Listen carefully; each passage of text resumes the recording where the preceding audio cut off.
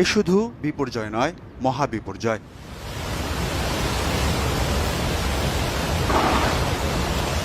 এ দৃশ্য কোনো বলিউড হলিউড মুভির নয়। বুধবার ভোরে রাসুয়া জেলায় আকস্মিক বন্যার দৃশ্য।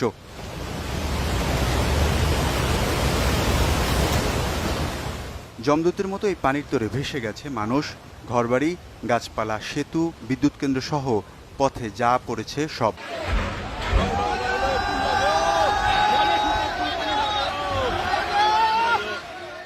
এই রাসুয়াগাদি দিয়ে তিব্বতের কৈলাস মানস সরোবরের উদ্দেশ্যে যাচ্ছিলেন শত শত তীর্থযাত্রী।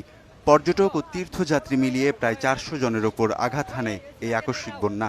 এরপর থেকে অনেকেরই খোঁজ পাওয়া যাচ্ছে না। ধারণা করা হচ্ছে অধিকাংশই ভেসে গেছেন। নিখোঁজদের মধ্যে শতাধিক ভারতীয় রয়েছেন, আছেন অস্ট্রেলিয়া, যুক্তরাজ্য, যুক্তরাষ্ট্র ও নেপালের নাগরিকরাও। আকস্মিক এই বন্যায় উদ্ধার অভিযানে তৎপর হয়েছে চীন ও ভারত। শি জিনপিং ও নরেন্দ্র মোদী এ ঘটনায় সমবেদনা জানিয়ে ত্রাণ সামগ্রী ও উদ্ধারকারী দল পাঠানোর কথা জানিয়েছে। জুন থেকে সেপ্টেম্বর পর্যন্ত দক্ষিণ এশিয়ায় মৌসুমি বৃষ্টিপাত নিয়মিতভাবেই প্রাণঘাতী বন্যা ও ভূমিধসের সৃষ্টি করে। বিজ্ঞানীরা বলছেন, জলবায়ু পরিবর্তনের কারণে এই অঞ্চলে চরম আবহাওয়ার ঘটনাগুলোর ঘনত্ব ও তীব্রতা বেড়েই চলেছে। ওয়ালিউল্লাহ ফারুক, চ্যানেল 24।